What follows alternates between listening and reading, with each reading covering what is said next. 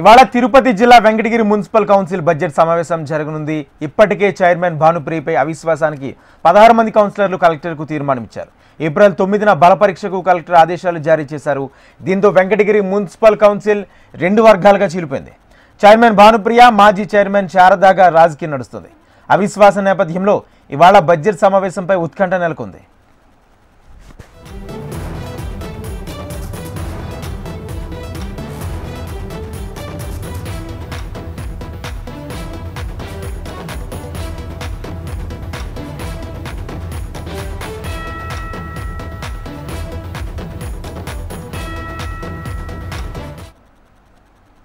ఇవాళ తిరుపతి జిల్లా Venkatagiri municipal council budget సమావేశం జరగనుంది. ఇప్పటికే చైర్మన్ భానుప్రియపై అవిశ్వాసానికి 16 మంది కౌన్సిలర్లు కలెక్టర్కు తీర్మానం ఇచ్చారు.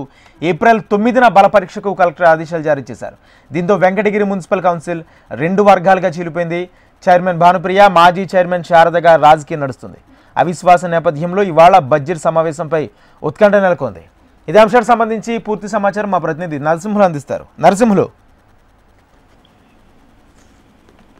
రాజేంద్ర, ఉమ్మడి నెల్లూరు జిల్లా రాజకీయాలకు కేంద్ర బిందువుగా మారినటువంటి ఒకప్పటి రాజరికపు పాలనకు కేంద్ర బిందువుగా ఉన్నటువంటి వెంకటగిరి నియోజకవర్గ కేంద్రం వెంకటగిరి మున్సిపాలిటీలో ఇవాళ ఉత్కంఠ పరిస్థితులు నెలకొన్నాయి. ముఖ్యంగా మున్సిపల్ కౌన్సిల్ సమావేశం ఇవాళ బడ్జెట్ ని ప్రవేశపెట్టబోతుంది. ఈ క్రమంలోనే ఇప్పటికే 2 వర్గాలుగా ఇక్కడ వైసీపీ చీలిపోయింది. గతంలో జరిగినటువంటి ఎన్నికల్లో 25 మున్సిపల్ స్థానాలను కూడా ఆ రోజు వైసీపీకి సంబంధించినటువంటి అభ్యర్థులందరూ గెలుపొందారు. ఆ తర్వాత భానుశ్రీ ఆ రోజు మున్సిపల్ చైర్పర్సన్ గా ఎన్నికయ్యారు. అయితే గతంలో అక్కడే ఉన్నటువంటి మున్సిపల్ చైర్పర్సన్ గా పనిచేసిన దొంతు శారదాకు ఆ రోజు అవకాశం ఇస్తానన్నారు. తర్వాత అదే ప్రభుత్వంలో మరో అవకాశం ఏదైనా ఉన్నత స్థాయి అవకాశం ఇస్తానని చెప్పి గ్రంథాలయ సంస్థ చైర్మన్ పదవి కూడా ఇచ్చినటువంటి పరిస్థితి ఉంది. అయితే ఇటీవల మారినటువంటి ప్రభుత్వాలు, తర్వాత మారిన రాజకీయ సమీకరణగా ఉంది. దాని పరిస్థితులతో ఇప్పుడు మళ్ళీ దొంతు శారద ఒకసారిగా మళ్ళీ తెరపైకి వచ్చారు.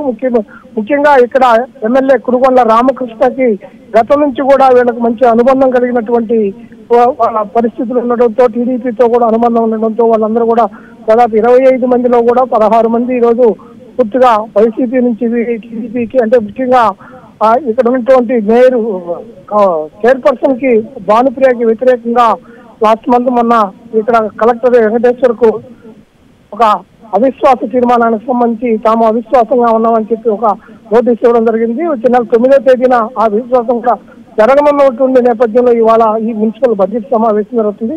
ఈ బడ్జెట్ లో కేటాయింపుల వ్యవహారం ఎవరికి ఎలా ఉండబోతుంది, ఆయా స్థానాలు మున్సిపల్ కౌన్సిల్ సమావేశంలో అంటే కౌన్సిలర్లకు ఎక్కడెక్కడ ఏ నిధులు కేటాయిస్తారనేటటువంటి అంశం మీద కూడా అందరిలో కూడా ఉత్కంఠ ఉంది. ఎలాగైనా కానీ తమకు ఎక్కువ నిధులు కేటాయించాలి, తమ ప్రాంతాలు అభివృద్ధి చెందాలని చెప్పి ఎవరికి వాళ్ళుగా ఉన్నారు. ముఖ్యంగా ఈ రోజు వీళ్ళకని సంఖ్యాపరంగా కానీ ఒకసారి మనం పరిశీలించినట్లయితే పేర్నెట్ సుబ్బారావు, అలాగే సుజాత, ప్రభావతి, రాజశేఖర్, చంద్రశేఖర్ రెడ్డి, శివయ్య, సుకన్య, గోపాలకృష్ణ, కృష్ణమూర్తి, శారద, రాధా, మహేశ్వరి, ఢిల్లీ బాబు, మురళీకృష్ణ, శ్రీనివాసులు, అలాగే మిగిలినటువంటి వీళ్ళందరూ కూడా జంశార్దతో పాటు వీళ్ళందరూ కూడా ఈ ఒక టీమ్ గా ఇప్పటికే ఏర్పడి ఉన్నారు. మిగిలినటువంటి ఆదినారాయణ, రామయ్య, అలాగే చలమయ్య, కళ్యాణి, శంకరయ్య, లక్ష్మితో పాటు వహీదా, భానుప్రియ, విజయలక్ష్మిలు కూడా వీళ్ళు ఒక గ్రూప్ గా ఉన్నారు. అంటే వీళ్ళందరూ గతంలో కూడా భానుప్రియకి అనుకూలంగా ఉన్నటువంటి 9 మంది.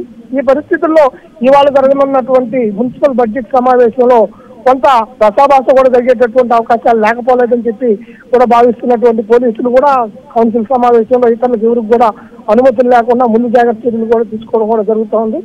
ఏదేమైనప్పటికీ ఈనాడు జరిగేటటువంటి సమావేశం ముఖ్యంగా అక్కడ రాజకీయ పరిస్థితులను కూడా ప్రభావితం చేసేటటువంటి అవకాశాలు స్పష్టంగా కనిపిస్తున్నాయి. Rajendra, thank you Narasimhulu.